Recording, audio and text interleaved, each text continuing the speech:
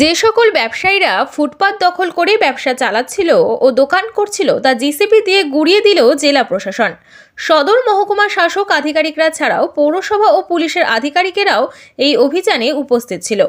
একই সাথে কোচবিহারের রাসমেলা ময়দানে একটি মন্দিরের পাশে বাঁশ দিয়ে ঘিরে রাখা জায়গাও দখলমুক্ত করল জেলা প্রশাসন। এতেই ব্যবসায়ীদের মধ্যে প্রশ্নের উত্তর শুরু করেছে, শুধুমাত্র দেশবন্ধু মার্কেট কেন?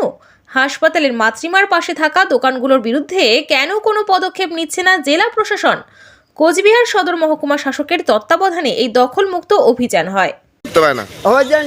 হাসপাতালে ইমার্জেন্সি রয়েছে, মাতৃমার ওদিকে একটা অ্যাম্বুলেন্সও ঢুকতে পারে না, টোটোগুলো একটা ব্লক করে ছাড়ে। তাহলে একটা রুগী ভ্যান নিয়ে যদি যাই তাও আমরা যাওয়ার পাই না, তো ওইটাও ভাঙি দাও। ওখানে ভাঙছে না, ওখানে ভাঙতেছে না ছিল এটা খোলা হচ্ছে কি কারণে, কি বিষয় রয়েছে? মানে গভর্নমেন্টের কোনো প্রসিডিউর বা গভর্নমেন্টের কোনো আছে বলে খুলছে ওনাদের কাজ এটা করবে ওনারা। আমরা চেষ্টা করছি বড় বাঁচানোর আর কি বাঁচাবো আর কি চেষ্টা করছি, কারণ ওনারা ভেঙে দিলে তো কিছু করার নেই, এটা গভর্নমেন্টের জায়গা। আমরা করেছি, উনি বলছে খুলে দিচ্ছি। এটা কি জানানো হয়েছিল আপনাদের আগের থেকে? না, আমাদের চিঠি করেছিল, আমরাও এটা ওনাদেরকে একটা মার্কেটিং করে জমা দিয়েছি ওই ব্লকে কুন্ডিবাড়ি। মন্দিরটা থাকলে কি পরিবেশটা ভালো থাকবে? কি চাচ্ছেন আপনারা? মন্দিরটা থাকুক, আমরা চাচ্ছি মন্দিরটা থাকুক, বাদ বাকি আউটসাইড খুলে দিচ্ছি আমরা, মন্দিরটা বাঁচা যাবে।